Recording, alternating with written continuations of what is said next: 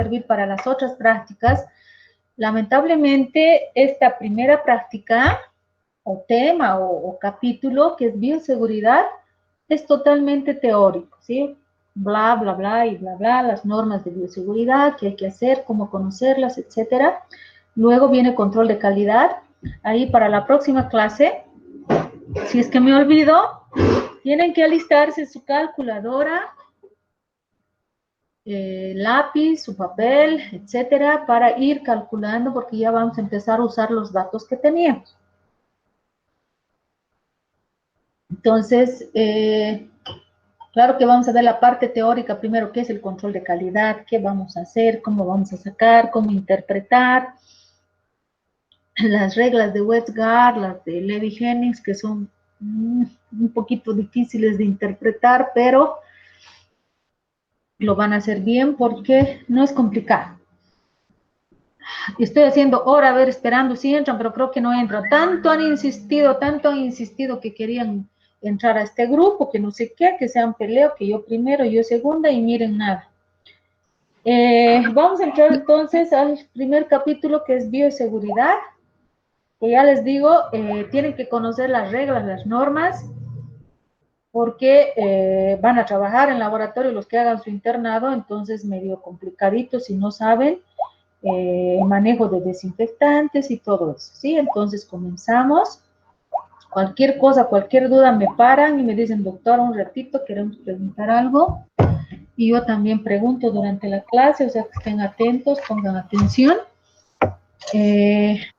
Voy a mandar a algunos de ustedes, o lo voy a poner a Classroom, yo creo, pero hasta el miércoles, este tema, porque yo no hago guía, chicos, no tenía la guía hasta lo que pasó con la pandemia, en que a la velocidad de un rayo preparaba una guía, porque es difícil que sin una guía ustedes me sigan, ¿no es cierto? Puedo mandar, no me gusta mandar diapositivas, porque ahí está solamente un pequeño resumen que uno pone, nada más, pero no es todo el tema, ¿no es cierto? Y no quería mandar a imprimir ahora, pero tampoco pude hacerlo porque imagínense, cuando fui a la imprenta me dijeron mínimo 500 y 2000, 1000, y hay poca diferencia en el precio entre 500 o 1000 o 2000. Pero si hago imprimir los 2000 para que rebaje el costo y les cueste más barato, porque mi intención no es ganar dinero, pero imagínense, 2000 significa, que es lo ideal, dice el de la imprenta, significaría que 4 o 5 años, si son 200, 220 creo, no tenga yo que, no tenga yo que cambiar nada. No, eso es imposible. Han visto cómo se presentó la pandemia, el COVID, las normas de bioseguridad van cambiando, si todo va cambiando en salud. Es decir, lo que uno tiene que estar actualizado hasta en la guía. Entonces, no, es imposible. Entonces, este año más yo creo que vamos a imprimir, ustedes se van a imprimir la guía, yo voy a ir mandándoles el texto. El del año pasado, los primeros temas no varía, pero los otros temas sí van a variar. El del año pasado, por ejemplo, no tenía ni orinas, porque como hemos comenzado un poco tarde en mayo, en abril creo, aunque yo ya había empezado en marzo, pero nos dijeron que lo más importante, entonces han quitado, por ejemplo, líquidos, electrolitos, es cosas que son como que de especialidad se han ido quitando de a poco. Entonces, en la guía del año pasado le faltan muchas cosas, nos hemos ido a lo más importante, ¿sí? Yo les voy a ir mandando. Entonces, vamos a comenzar. Disculpe, voy a disculpar, doctorita. Ramírez presente, va a disculpar. Ay, no, chiquitos, estoy yo ya en clases, al final se quedarán ustedes y tienen retraso, ¿sí? Ya, va a disculpar, doctorita. Entonces, hoy día vamos a ver las normas de bioseguridad aplicadas en laboratorio, pero nos vamos a ir casi específicamente, algún rato vamos a hablar de otras áreas, al área de química sanguínea, que es muy parecido al de hematología, por eso vamos a hablar constantemente de los dos, de hematología y de química sanguínea. Entonces, no tienen que escribir porque ya les he dicho, les voy a mandar el texto más completito que las diapositivas, porque aquí se eligen las diapositivas y se pone lo más importante nada más. Entonces, a ver, cuando hablamos de bioseguridad, no solamente aquí tomamos en cuenta las reglas, las condiciones y normas que se deben tomar, las acciones para prevenir los contagios, cuidarnos nosotros, sino vamos a hablar de lo que engloba la bioseguridad, que es la gestión. ¿Gestión de qué? De residuos sólidos y líquidos. Esto es lo más importante cuando se trata de nosotros, pero también tenemos que saber que estos residuos que generamos nosotros en el laboratorio, debemos saber cómo hacerlos menos infecciosos para el medio ambiente, ¿sí? Entonces, los residuos sólidos y líquidos son todo lo que generamos en un laboratorio, que son, en su mayor parte, infecciosas, ¿sí? Entonces, bioseguridad. Conjunto de mecanismos, normas, reglas, medidas preventivas. Esto es lo más importante. Estos mecanismos, acciones, medidas, normas, etcétera, ¿para qué? Para prevenir. ¿Qué cosa? Protegernos, ¿sí? Nosotros, que somos personal de salud, no nos dicen en primera línea simplemente médicos, médicos, médicos, enfermeras, se olvidan de los bioquímicos que también estamos en primera línea. ¿Y saben qué? Hasta el que lava el material está en primera línea. El que limpia los pisos está en primera línea. Todo el personal de salud es de primera línea. Quiere decir que somos los primeros que estamos en contacto con el paciente, con la enfermedad, con la bacteria, el virus, etc. ¿Para qué son estas normas? Para la seguridad del personal, siempre previniendo, no enfermándonos, antes de enfermarnos, ¿sí? Y también hay que cuidar al paciente, a la sociedad, pero primero está el personal. Ya les he dicho, primero somos nosotros, tenemos que aprender a cuidarnos. Si no sabemos estas normas, ¿cómo nos vamos a poder cuidar, a prevenir todas las enfermedades? Entonces tenemos que conocer muy bien todo lo relacionado a bioseguridad, a lo más importante. Les decía, después está el paciente y la sociedad después. Primero estoy yo, cuidarme yo, ¿entendido? Para que no haya muertes, como hemos visto, que a la gente ni le interesa. A la gente le interesa hacer su fiesta, ir a las discotecas, lo que sea, sin pensar que hay médicos, enfermeras que han muerto en la pandemia, ¿cierto? No solamente se trata de normas, también de cuidarnos frente a algunos mecanismos físicos que pueden dañar nuestra salud, químicos, ácidos, se manejan otros tóxicos también que pueden ser teratogénicos, es decir, producir cáncer, etcétera, ¿cierto? Ahora, la bioseguridad descansa sobre estos tres pilares que son fundamentales. Uno, la universalidad, el uso de barreras, que esto yo voy a pasar pero violentamente porque esto han llevado en primero, en segundo, en tercero, en todos los cursos. Y esto es muy importante, manejo del material contaminado que le hemos llamado residuos sólidos y líquidos. Ahora, ¿por qué se dice universalidad? Estas normas no están hechas solo para Bolivia, para Cochabamba o para un determinado virus y bacteria. Para cualquier microorganismo o agente biológico que sea súper contagioso. Ya les he dicho yo, cuando nos hemos visto en clase en laboratorio, si yo saco sangre a alguien, no voy a pensar y decir, no, está gordito, bien rosado, bien saludable. No, no sabemos.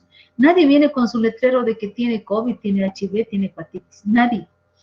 Entonces, el día en que yo me mentalice y cuando trato a un paciente, su muestra, su orina, al paciente mismo le estoy saludando, el día en que yo me mentalice y diga, este paciente es infeccioso, voy a tratar las muestras, los algodones, todo lo que he usado en ese paciente con todas las normas de bioseguridad. Si yo digo, este paciente tiene HIV, uy, voy a ser impecable en la bioseguridad. Y así tenemos que tratar a todos los pacientes, como si fueran infecciosos, ¿sí? Les decía que las normas son iguales, idénticas. Este es el principal pilar de lo que es la bioseguridad. ¿Y por qué? Existen leyes adecuadas a cada gobierno, a cada país, pero todas son similares.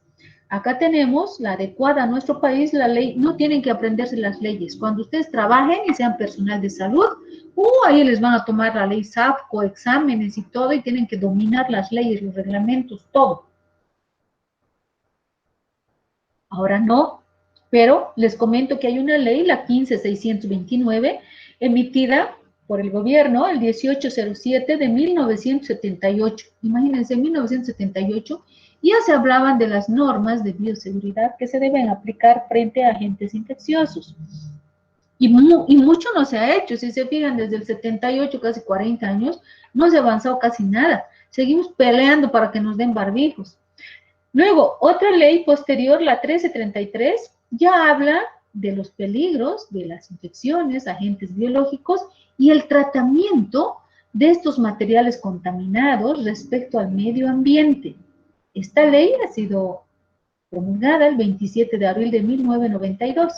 Posteriormente, ya no tiene rango de ley, solo de decreto supremo, se reglamentan todo lo que es de gestión sobre residuos sólidos y líquidos generados por las instituciones de salud. Aquí es más directa las normas y el decreto, y fue emitido el 2002. Entonces, desde el 2002 ya está normado cómo se deben desechar, siempre en base a las normas universales. Por eso se dice que uno de los pilares más importantes es la universalidad. Todos tenemos que conocer y lamentablemente con el COVID hemos aprendido mucho. Si yo quiero saber cuántos muertos hay en la India, miro televisión y punto, ahí me van a informar en cuestión de minutos. ¿Cuántos muertos hay en el Brasil? Todos sabemos. ¿Cómo nos debemos cubrir y resguardar usando qué barreras? Estamos viendo en España, en México, en Italia, en todo lado, ¿sí? Solo que aquí es el país donde menos nos proveen. En los otros lados también hay queja, pero bueno, todavía tienen. Acá nada de eso, ¿no es cierto? Por eso decimos universalidad. Si alguien se ha contagiado en un hospital, no va a demandarle pues, al Estado y va a decir, no me avisaron que tenía COVID y me contagiaron.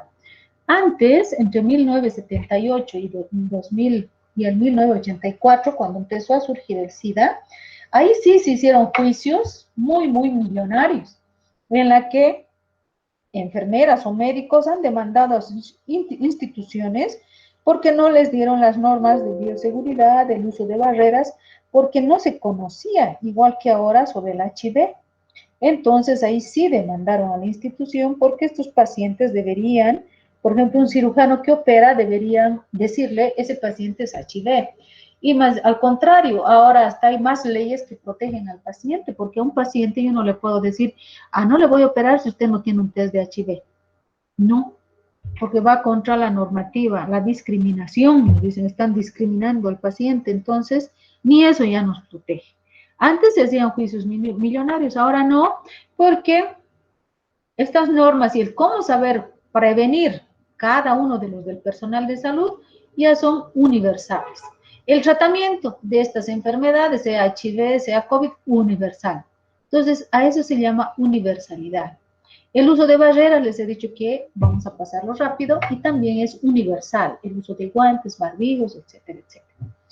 Esto es casi nuevo, desde el 2002, el manejo y disposición del material contaminado. ¿Sí? En Bolivia es nuevo, porque en otros lugares ya hace así. Entonces vamos a hacer énfasis en esto, que es muy importante. Ahora, si hablamos de gestión de residuos sólidos y líquidos, es decir, gestión, aquí se engloba todo. Cuando decimos gestión, el conjunto de todas las acciones permanentes, no solo para hoy día, para el COVID, no, para siempre, que son oportunas, planificadas. Y cuando digo planificar, cuando se va a planificar algo, interviene toda la plana mayor, decimos, desde la dirección, los ejecutivos, quién va a monitorear que se estén cumpliendo, porque aunque no crean, hasta en los hospitales hay que controlarles, que cumplan. No solamente son los estudiantes que andan botando todo en el tacho rojo, encontramos cosas que no deberían estar en el azul, etcétera, y debemos saber, las facultades de medicina, colocar en forma adecuada todo en su lugar. También ocurre a veces en los hospitales, cuando llegan internos, residentes nuevos, entonces a veces un algodón encuentran en residuos comunes. Y hay una persona que monitorea, que se contrata, que es la gerente o la que dirige todo el control de calidad y monitorea eso. Va y abre los basureros a cualquier hora, miran, revisan, y realmente hay llamadas de atención, memorándums y todo, porque tenemos que saber cómo desechar estos residuos sólidos, líquidos, etcétera, ¿sí? Entonces participa todo el mundo para planificar desde la dirección, ejecución, quién monitorea, La parte administrativa, hasta el portero tiene que ver en la limpieza, en el manejo de los residuos, todos en conjunto, ¿sí?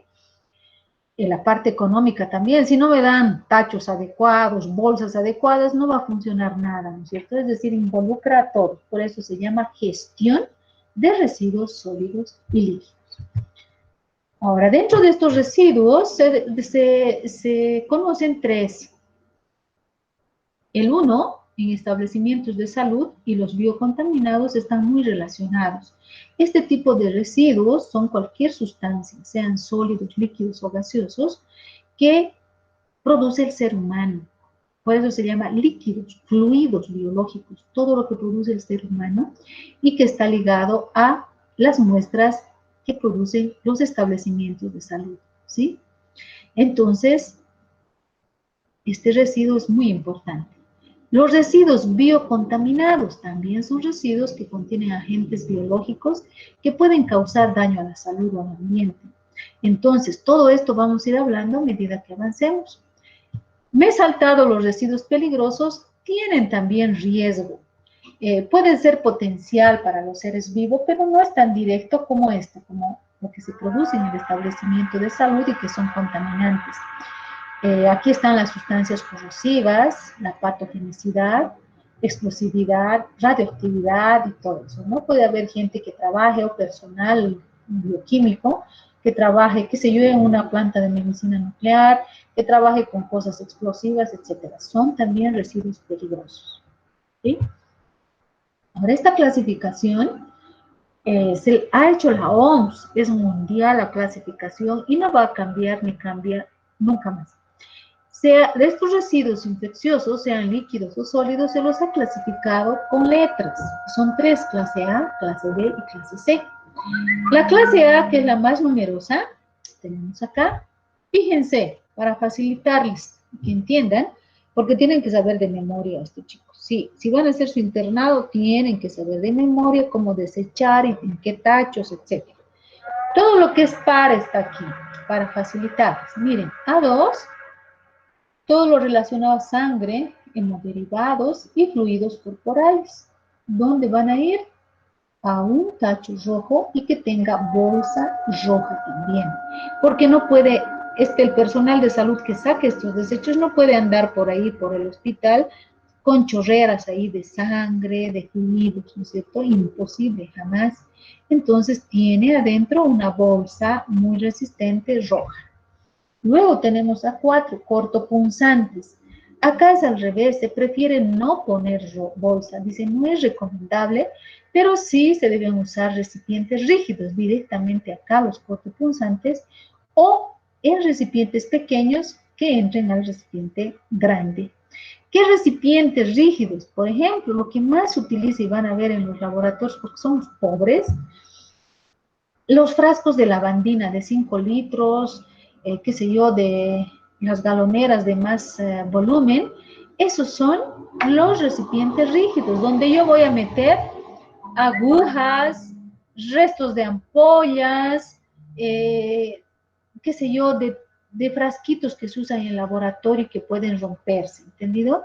Entonces se pone a recipientes rígidos que también hay a la venta. Resulta que son unos recipientes rojos que dicen peligro, son rígidos. Una vez que se llena, yo hago dar vuelta a la tapa y nunca más se abre. Son desechables, pero son caritos, la verdad. Entonces, en los laboratorios lo que más usamos son recipientes que llegan con medicamentos, con cosas parecidos a los de la lavandina, bastante rígidos, donde yo puedo meter ampollas, todo. Porque si uso bolsa y voy poniendo ampollas y todo ahí, la bolsa se va a romper. O el personal de limpieza que por hacer entrar más basura con la mano, aunque esté con guante grueso, empuja y se pueden pinchar. Entonces es preferible no poner en bolsa, sino en recipientes pequeños rígidos y todo eso recién a una bolsa igual al tacho grande. A6, asistencia a pacientes de aislamiento. Esto en frasco rojo también. Resulta que esto está extraído de un libro que hicimos yo y la doctora Funes, que está en las bibliotecas de bioseguridad. Y ahí decía asistencia a pacientes de aislamiento. Y nosotros pensamos y dijimos, hace 8 años, imagínense, o 10 creo, dijimos, el paciente Si requiere aislamiento, va a ir a un centro de salud. Entonces no haremos mucho énfasis, dijimos. Pero imagínense ahora con el COVID, alguno de nosotros ha tenido algún pariente que ha enfermado y que no ha querido ir al hospital, especialmente los jóvenes, y que le hemos adecuado una pieza, una sala, un cuarto de aislamiento, donde hemos ido pasándole la comida, pero aún así hay que ser responsables y tendríamos que haber puesto también una bolsa roja donde el paciente con COVID ha ido poniendo todo lo que ensuciaba, platos desechables, cucharas desechables, se le echa igual lavandina en spray, se tapa y se debe poner en doble bolsa roja, porque imagínense si hay desechos de un paciente con COVID y mezclo con los residuos sólidos o basuras comunes en bolsa negra, es una barbaridad y es lo peor que hemos podido hacer, porque va a contagiar eso a cualquier persona que esté en contacto con la basura, principalmente esas personas que recogen los basureros, etcétera. Entonces, aquí dice por eso asistencia a pacientes y todo es en bolsa roja. Igual, ya les digo, nunca habíamos pensado que podíamos tener personas en aislamiento porque no habían UTIs o no había espacio en los hospitales o porque finalmente es tan deprimente que no nos dejan ver al enfermo y el enfermo está encerrado ahí 10, 15 días hasta que sea PCR negativo, que les ha llevado al estrés, desesperación y hasta varios se han suicidado porque no ver a la familia, estar solo, completamente solo y empeorando o mejorando es grave, es lo más estresante esta enfermedad. Entonces muchos han recurrido a aislarse y nosotros hemos hecho hasta de enfermeras, pero debíamos hacer el trabajo completito, poner todo en bolsas rojas, ¿no es cierto? Entonces los pares son los que nos interesan. A2, sangre hemoderivados. A4, cortopunzantes generados en laboratorio. A6, asistencia a pacientes en aislamiento. Rojo, rojo, rojo. Y todo lo que es biológico, residuos biológicos también en bolsas rojas. Los impares, quirúrgicos, anatomopatológicos, esto es en amarillo. Esto se refiere a las piezas quirúrgicas que llevan a patología, cuando han extraído estómago, cuando han operado han sacado un pedazo de intestino, han, qué sé yo, se ha gangrenado un pie, una mano y han cortado. Todo eso en amarillo, que va a ir, dice que llevan a quemar al, que se llama el horno crematorio en el cementerio, pero sería mejor que los hospitales tengan sus propios crematorios, aunque sean pequeños, pero no tenemos, lamentablemente no hay, ¿sí? Y A5, cadáveres, partes de animales, esto también donde irá, dice que va también al cementerio, al horno crematorio, ¿sí? Entonces, estos dos casi no nos interesan mucho, son más de hospitales relacionados a la parte médica y está la veterinaria. Nosotros los pares, cortopunzantes y asistencia en aislamiento. Residuos especiales farmacéuticos son los de la clase B y son B1, B2, B3. B1, radioactivos, siempre, todo lo que produce radiación.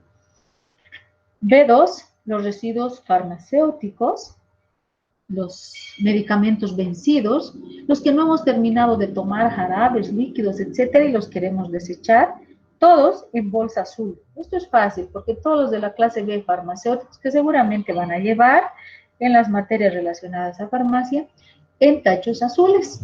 Y los residuos químicos peligrosos también, por ejemplo, puede ser hidróxido de sodio vencido, algunos ácidos oxidantes vencidos, etc.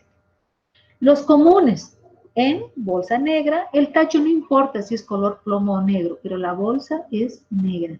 Aquí están los residuos comunes no reciclables, ¿sí? Porque en verde deberíamos poner los que se reciclan, por ejemplo, cáscaras, etcétera, pero a veces no nos da tiempo ni de separar. Entonces, todos los comunes a negro, ¿no es cierto? Envolturas de dulces, etcétera. Si es un papel higiénico en que yo me he sonado la nariz, ya no es pues residuo común, es residuo infeccioso, dice fluido corporal. Lo que nos sacamos de la nariz es un fluido corporal. Lo que escupimos es un fluido corporal. Y eso es lo que no entendemos hasta ahora, que eso debe ir a los tachos rojos. ¿Entendido? Acá solo están las envolturas, qué sé yo, periódicos, nada que entre en contacto con fluidos de ningún tipo del ser humano. Entonces, a bolsa negra. Luego, acá vamos a hacer énfasis en hablar de los desechos hemáticos, que son sangre y sus derivados. Con un ejemplo les voy a poner, porque se parece mucho el área de hematología al de química sanguínea. En realidad es idéntico, porque se comparten las muestras en los laboratorios. Ya les he dicho que les voy a poner yo ejemplos de los hospitales, como que estoy preparando a las personas que van a hacer el internado, como para el internado, y además estamos hablando de desechos que se producen en ambientes hospitalarios. Entonces, ¿cómo se desechan? El área de química sanguínea y de hematología comparte muchos de estos desechos hemáticos, que se los llama sangre y otros derivados, la orina también. No es sangre, pero son fluidos corporales, ¿sí? Entonces, miren, ¿cómo se desechan? Existe una norma que dice que para desechar estos desechos que se producen en los hospitales, se debe utilizar tres pasos. Primero, hacer el tratamiento en el lugar de inicio, es decir, donde yo he generado. ¿Y dónde estoy generando? Desde la toma de muestra que atiendo al paciente, le estoy sacando sangre. Hay un paciente que viene y tiene hemograma y glucosa, nada más. Ya estoy generando residuos hemáticos y sus derivados, ¿sí? Entonces, en el inicio, en el lugar, en el laboratorio, se debe hacer el tratamiento. Y luego debe hacerse un tratamiento ya cuando se va a destinar al almacenamiento intermedio. Y eso vamos a hablar más luego. Entonces, hagamos de cuenta, estamos en el inicio, en el lugar donde se van a iniciar a producir estos desechos.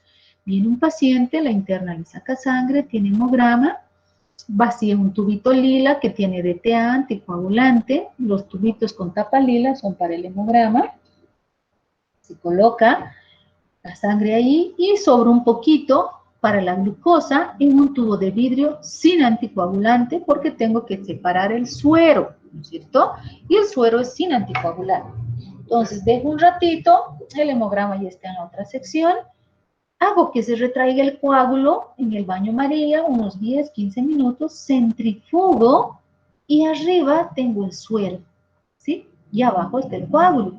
Separo el suero para determinar la glucosa. ¿Y qué voy a hacer con este coágulo que ha quedado? Y otros hemoderivados o fluidos corporales, como la orina, líquido cefalorraquídeo, lo que sea. Están en tubos, ¿verdad? Hemos sacado en tubitos, hemos centrifugado en tubos de vidrio. Lamentablemente, no solamente en nuestro país, hay otros países también pobres, donde los tubos de vidrio no son desechables, se reutilizan. Entonces, ¿qué hay que hacer? Un tratamiento previo en el lugar de origen de desinfección. Se prepara hipoclorito al 1%, no hay error, no es 0,5. En el lugar donde he generado sangre, tengo que trabajar con hipoclorito al 1%, que son 10.000 partes por millón, más o menos. Una concentración alta, sí. El hipoclorito se usa en concentraciones bajas. Entonces, ¿qué hacemos con el hipoclorito? Me voy a buscar un frasco de plástico resistente y con tapa. Ustedes van a ver a medida que avancemos, vamos a ver videos donde se ve la toma de muestra, y en la mayoría de los hospitales que vean hay un frasco como de lavandina o que viene con reactivos, con medicamentos, etcétera, frascos duros, no de vidrio, sino de plástico resistentes, ¿sí? Entonces la tapita se pega con scotch a un ladito porque tiene que tener su tapa, y cuando toman sangre ahí van metiendo agujas, van poniendo todo lo que se ha usado en la toma de muestra. Los algodones van a otro frasco, todo distribuido en frasquitos. Así se desecha y se da el tratamiento a los derivados. Entonces, ese frasco de plástico resistente, cuando ha llegado a la tercera parte de su capacidad, no tiene que estar rebalsando, imagínense saliendo agujas por todo lado, a las 3/4 partes, que más o menos es casi 4 manos o 4 dedos o 3 dedos de la boquilla. Recién, no espero a que se llene. Cuando estén las 3/4 partes, pongo la tapa y echo hipoclorito al 1%. ¿Qué cantidad me dirán? Se dice que más o menos del volumen o de la capacidad que tiene, un 10%. O sea, poquito. Si es un frasco de lavandina que tiene 5 litros, tendré que poner casi 250, 500, casi medio litro de hipoclorito al 1%. ¿Sí? Siempre se debe desinfectar, así sea aguja. ¿Qué tal que si eso abre un niño en el botadero donde sea y se pone a jugar? Entonces se debe poner hipoclorito. Es la desinfección en el lugar de origen. Otro ejemplo, hemos dicho que los coágulos están en frascos de vidrio. Se agarra toda la gradilla que tiene coágulos y que hemos separado sueros. Supongamos que tengo 50 pacientes que tenían glucosas, creatininas, de todo. Separo los sueritos, se agarra esa gradilla, se lleva al ambiente, que es lavado de material, y ahí yo o el personal de limpieza sabe lo que tiene que hacer. Entonces es obvio que cuando llegan las internas, a veces se quieren hacer la burla los de limpieza, de verdad, para ver si saben. Y les dicen, doctorita, ¿y ahora qué hago con los coágulos que me está trayendo? De verdad, les tantean si saben. Entonces la interna le tiene que decir, agarre una piseta, o yo agarro la piseta y se lo voy a poner lavandina o hipoclorito al 1%, con una piseta más o menos el doble del volumen. Si es menos, no hay problema, pero si es el doble, mejor. Si el coágulo mide más, y todo está al tanteo, no puede estar midiendo. Si mide 1 centímetro más o menos ese coágulo en el tubo, tengo que ponerle otro centímetro mirando con la piseta del hipoclorito al 1%. ¿Entendido? A toditos los tubos.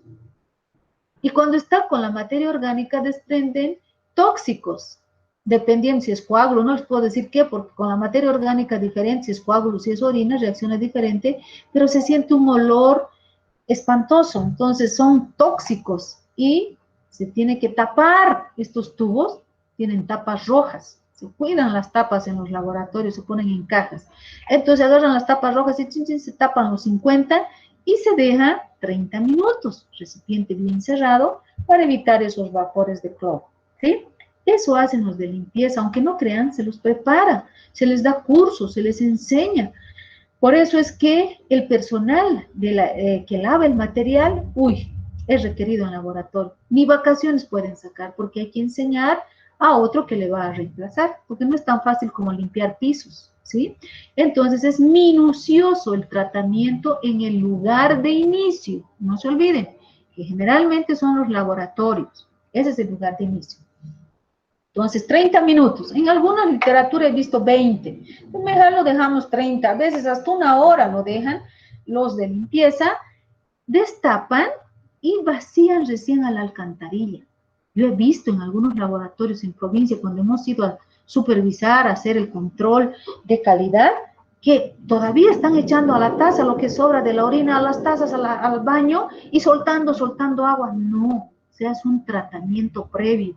Ya les he dicho en la primera clase que esto puede estar yendo al regadío, a regar lechugas, a que tomen las vaquitas, porque así vivimos, esa es nuestra realidad, ¿no es cierto? Porque no hacen tratamiento a las aguas servidas, no hacen tratamiento. ¿Han escuchado que se mapa, ellos hagan tratamiento de lo que sale de los hospitales? No. Entonces, en el lugar de inicio, se dice internacionalmente, el laboratorio es responsable de hacer este tratamiento. En otros países sí, ¿saben qué tiene? Los hospitales tienen unos pozos gigantes y ahí va todo el agua, con lavandinas, sin lavandinas, de los quirófanos, de todo, y se recicla esa agua, tiene un tratamiento especial y recién se larga, qué sé yo, a las alcantarillas de la ciudad, ¿dónde irá? Pero nosotros no hacemos ese tratamiento. Entonces hay que tener más cuidado porque podríamos poner en contacto a la población, a nuestra comunidad y lo peor al campo y nosotros mismos compramos esas verduras, esas cosas, ¿no es cierto? Entonces, recién el personal de limpieza va a vaciar a la alcantarilla, va a dejar correr el agua y está desinfectado y todo, ¿sí? Con toda confianza va a lavar. Si quiero reutilizar, porque ya les he dicho, somos un país pobre, reutilizamos los tubos de vidrio. ¿Qué hacemos? Entonces, si quiero reutilizar esos tubos de vidrio, ya vaciado el señor, el coágulo, se ha desinfectado, pero el tubo tengo que dejar remojar, se deja remojar en bañadores grandes con lavandina al 0,5%. que equivale a 5.000 partes por millón. Se deja unos 20 o 30 minutos y se lava con detergente y listos para usar otra vez los tubos, las tapas, los goteritos de goma, todo lo que yo quiera volver a reutilizar. Es una doble desinfección, ¿entendido? Esto se llama en el lugar de origen, tratamiento de los desechos hemáticos, sangre, derivados en el lugar de origen. Ahora, es importante en la orina porque también tenemos un capítulo que es el parcial de orina. Entonces, ¿qué hacemos con la orina? Lo mismo. Imagínense que tenga cultivo parcial nada más. Felizmente, y cuesta muy económico, uno va a la farmacia y se compra el frasquito para orina, que tiene 100 ml de volumen. Entonces se le dice al paciente, viene aquí la orina, vamos a ver todas las instrucciones al paciente en cada capítulo que veamos. Entonces, digamos, cuando lleguemos a orina, se le da el frasquito, orina, no lo llene, sino que solamente 1 centímetro de la boca, si no va a venir echando. Llena el frasquito, trae al laboratorio, yo utilizo 10 a 12 ml, centrifugo, veo el sedimento, termino de hacer todas las orinas que tenía 20 orinas, 30 orinas. He terminado de hacer todas las orinas, pero sobra. No le puedo decir traiga poquitito, porque no es representativo, eso vamos a llevar en el capítulo de orinas. Esos frasquitos, internacionalmente, por algo tienen ese tamañito y ese volumen, porque son representativos. Miren cómo es. Todo está estandarizado en salud. Nada se deja al azar. Puedo decir tal vez sí, tal vez no. Universalidad hemos dicho. En todo el mundo se da al paciente frasquitos de 100 ml, porque dicen que es representativo del volumen, que es 1 litro o 1 litro y más que hay en la vejiga. ¿Entienden? Entonces, por eso, ese frasquito es ideal. Y lo mínimo que tiene que recolectar el paciente son 100 ml, para que sea representativo de lo que tiene en la vejiga. Entonces, me trae el paciente, yo he usado solo 10 o 14 ml en mis tubos, he centrifugado, he terminado las orinas, y tengo las 30 orinas sobrantes ahí. Eso les decía, no hay que tirarlo al baño, estamos haciendo daño ecológico. Y ya les he dicho, vamos a comprar nosotros mismos esas lechugas regadas con eso y mal lavadas, sabe Dios, hepatitis, la hepatitis es la que se transmite de esa forma. Entonces, esos restos que han quedado de orinas, se busca frasco. Yo digo frasco porque hay algunos frascos grandes que vienen con algunas, qué sé yo, algunas proteínas, etcétera, que tienen capacidad de hasta 10 litros. Y llegan a los hospitales medicamentos, etcétera, con frascos grandes. Y finalmente galoneras de lavandina que tienen capacidad de 10 ml mínimo, porque hay otros hasta de 20. Se agarra ahí y se pone igual, si es 10, medio litro de lavandina al 1%, y si tiene 20, casi 1 litro de lavandina al 1%. ¿Y qué se hace? Eso sabe el de limpieza, pero a veces no tienen tiempo y dice la interna que limpie su área después de terminar orinas. ¿Qué van a hacer? Al frasco grande que tiene que estar en el área de orinas, van a vaciar con guantes todas las orinas sobrantes. Se tapa muy bien y se deja 30 minutos. Nosotros dejábamos toda la mañana. Bueno, el resto de mañana hemos procesado hasta las 11, 12, 1, 2, 3 y en la tarde estaban lavando. ¿Entendido?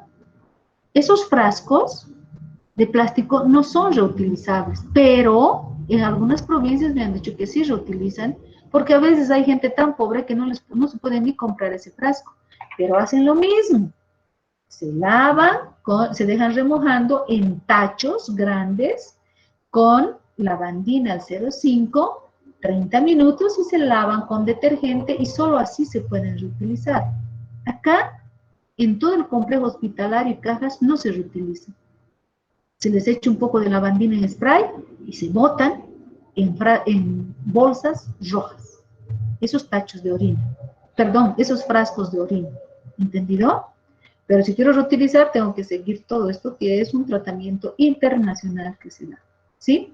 Entonces, sea orina, sea sangre, sean hemoderivados, se trata y se produce una desinfección en el inicio, en el lugar de inicio, donde yo he generado, he sacado sangre, he recibido orinas, ahí tengo que hacer el tratamiento. Y ya después recogerán, se llevará a otros lugares, donde irá, no sabemos, cuando se está lavando esta sangre y sus hemoderivados. ¿Entendido? Esto tienen que saber, tienen que saber. Luego, hay señalizaciones. Bueno, acá solamente les puse el dibujito para acordarme de que hay barreras. Casi no hablamos ya de las barreras, porque eso hasta los niños de colegio saben. Ustedes en primero, en segundo, en tercero, en todo lado les han dicho. Lentes, barbijos, guantes, mandil, cofia o gorro llamamos, y los zapatos o zapatillas desechables. Así debe trabajar una persona de salud. Y con el COVID peor, pero ni esto nos daban, nos han visto a los médicos poniéndose bolsas negras con masking en sus pies, porque no tenían estas zapatillas desechables. Así en esa pobreza hemos estado y seguimos. Y el peor y el más maltratado es el personal de salud.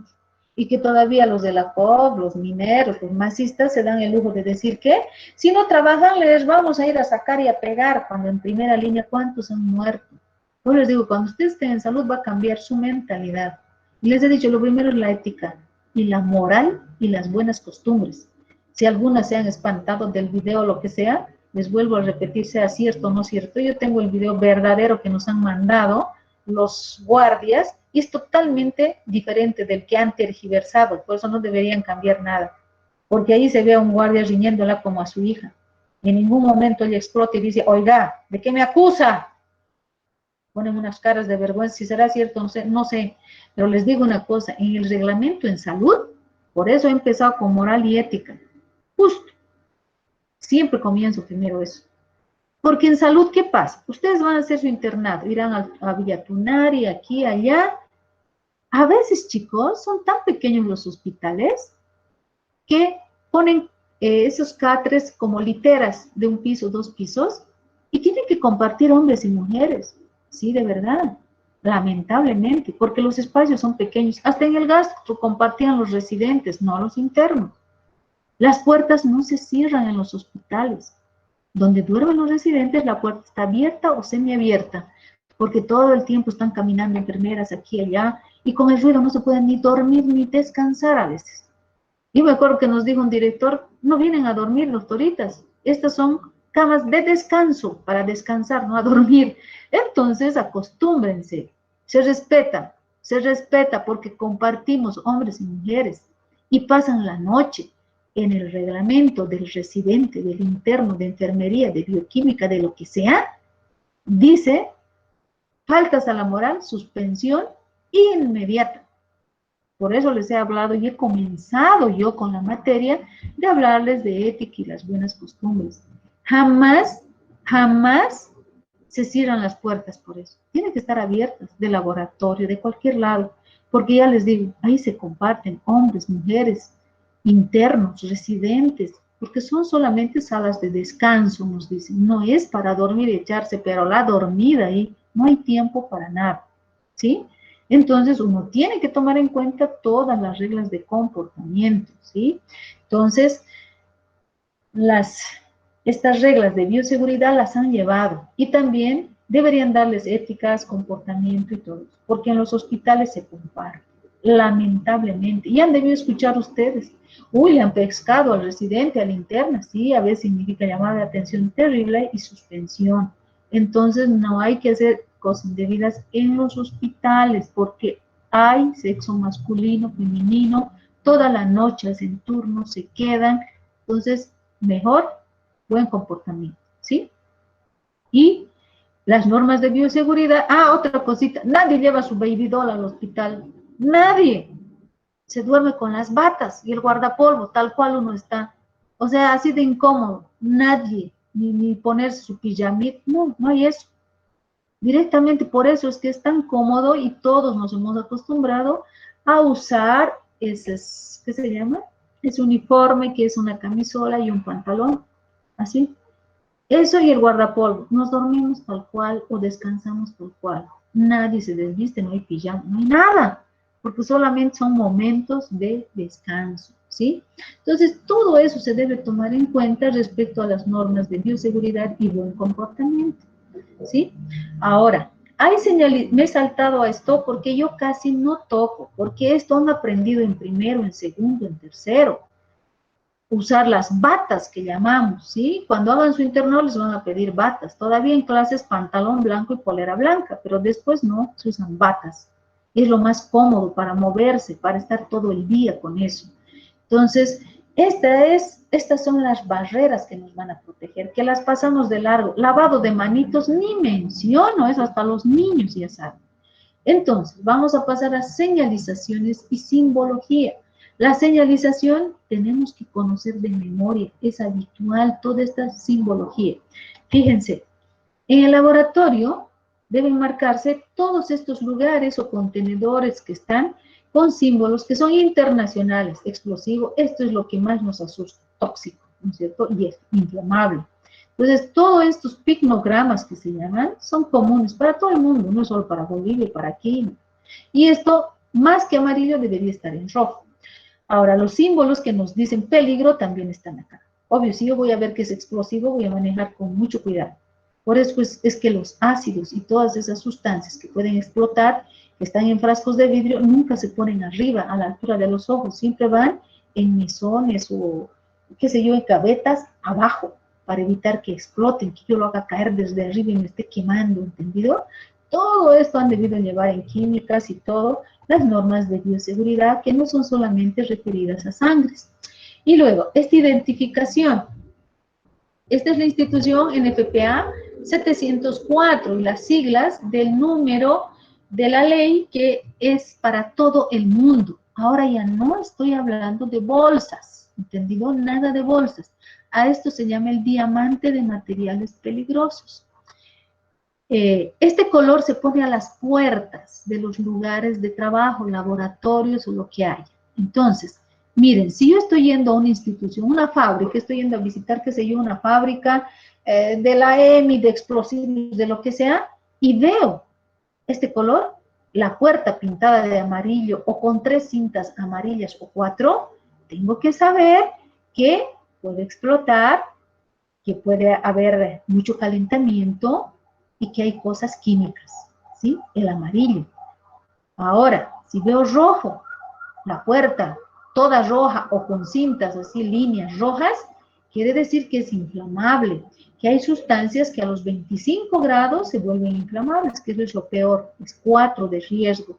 En cambio, hay otras que son inflamables a los 93 grados, ni loca que fuera que esté acercándome a una cosa tan caliente, ¿cierto? Esto es lo que nos interesa. De azul están todos aquellos lugares donde hay riesgo para la salud. Por ejemplo, donde se preparan vacunas, seguramente se manipula el COVID, partes o fragmentos de su material genético, va a estar la puerta pintada de azul. Puede ser mortal, muy peligroso, peligroso para que nadie, ¿entendido? Entonces esto no es de bolsas, son pinturas que están en las puertas o en los lugares donde hay peligro, ya sea la salud, sea la inflamabilidad, a cosas que pueden explotar súbitamente, etcétera, y el riesgo específico blanco, solamente puertas de blanco donde pueden haber material oxidante, corrosivo, radioactivo o riesgo biológico. ¿Entendido? Entonces, acá no tenemos grandes fábricas ni de vacunas ni fábricas de nada, por eso es que no están habituados a ver que en las puertas se pinten de azul, de rojo, de amarillo. No sé cómo se ven yacimientos por ahí que manejan cosas inflamables, esté pintado de amarillo la puerta o con líneas o cintas amarillas, ¿sí? Ahora, entramos a la segunda parte, pero antes de entrar, ya les digo, esto es un resumen nada más las diapositivas, porque el texto en sí hasta el miércoles se los voy a mandar. Acá no puse yo el almacenamiento. Hay zonas de almacenamiento en los hospitales, y no estoy hablando de fábricas, sino de hospitales, y que son 3 tipos de almacenamiento. El almacenamiento inicial, ya les he dicho, están las cosas almacenadas y tratadas en el lugar de inicio, que se llama almacenamiento inicial igual. Puede ser que yo guarde sueros de algunos pacientes porque se usa para hacer investigación, sí, en los hospitales, cuando algún residente va a hacer algún trabajo de investigación que le sirve para pasar de un año al segundo año del residente, nos dice, estoy haciendo una investigación, qué sé yo, sobre pacientes anticoagulados y quiero que me lo guarde los plasmas, desde ahora a 5 meses. Entonces voy a guardárselo en un lugar, en el refrigerador especial que se tiene, y ahí se guarda todo. Entonces va a ser un lugar de tratamiento y también se llama lugar de almacenamiento inicial, ¿sí? Entonces voy a almacenar ahí cosas que me pueden servir. Los hemogramas se almacenan, pero solamente 24 horas a 48. Se guardan todos los hemogramas, digamos, del día de hoy, se guarda hasta mañana. ¿Por qué? Pueden haber reclamos. El médico puede decir, no estoy de acuerdo con ese hemograma. Y eso ocurre habitualmente. El médico se cree tanto que cuando da un diagnóstico y dice, este paciente tiene tanto, y mi hemograma le está, mi resultado del hemograma, le está demostrando lo contrario, no cree, dice, se han equivocado. Y a veces viene al laboratorio y dice, repítamelo otra vez. Y bueno, sacamos ese hemograma y volvemos a repetir para que el médico vea. En el equipo al lado nuestro se para el médico, le pedimos que se pare, ponemos, procesamos y da lo mismo. ¿Entienden? Entonces, ese es el lugar de tratamiento y además de almacenamiento inicial, el lugar donde se generan todos los desechos. ¿Entendido? Segundo, hay un almacenamiento intermedio que se refiere a donde se guardan los residuos temporalmente, por un poco tiempo y que deben tener ciertas características, ubicadas en sitios de fácil acceso. Es decir, donde los carritos que llevan todos los desechos puedan ingresar, los carritos de plástico que les he mostrado hace rato con rueditas, etc. Deben tener letreros que los identifiquen muy bien y que diga prohibido el acceso a personas particulares o ajenas. Debe tener iluminación, debe tener pisos y paredes lavables, impermeables.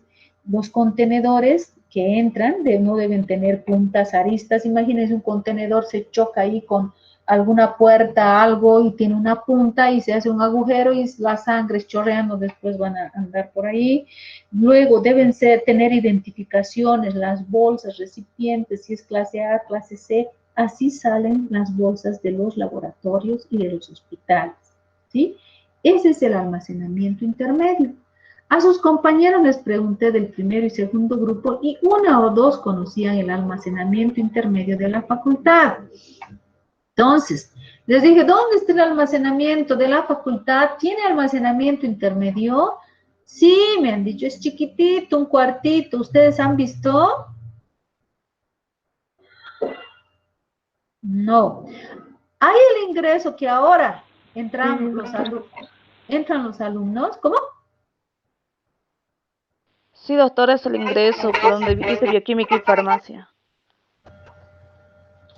¿Y cómo es? Bueno, más específicamente es donde está esas cámaras de desinfección, la cámara que tenemos de desinfección, que casi nunca funciona. Ahí está el cuartito, frente a un limonero, ¿sí?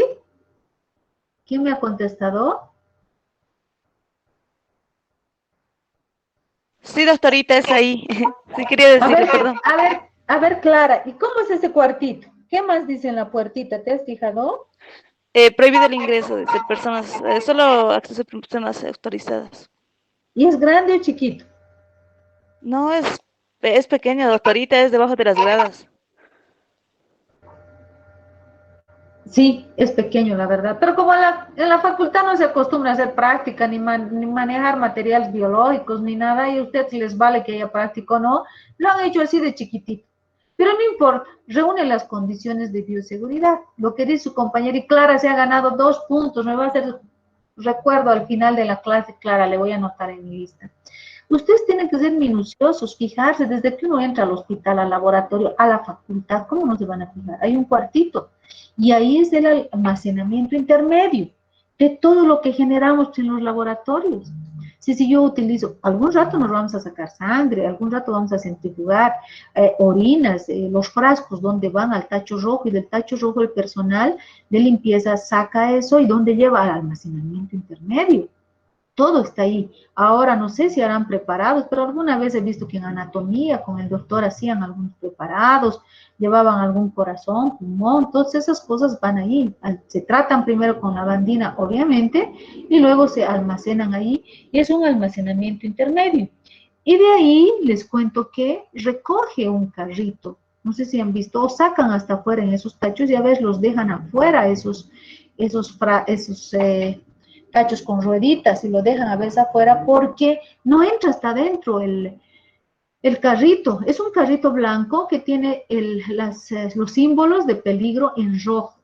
Claro que es un carro readecuado, ese no puede ingresar, debería ingresar, pero no puede, entonces lleva el de limpieza hasta ahí la puerta, tienen sus horarios, como no generamos casi nada, porque solo el laboratorio de qué tenemos ahí abajo, el laboratorio, el LAN no genera infecciosos, pero igual se almacena. El laboratorio asistencial genera muy poco residuo y después casi ningún laboratorio hace práctica. Nosotros algo también generamos,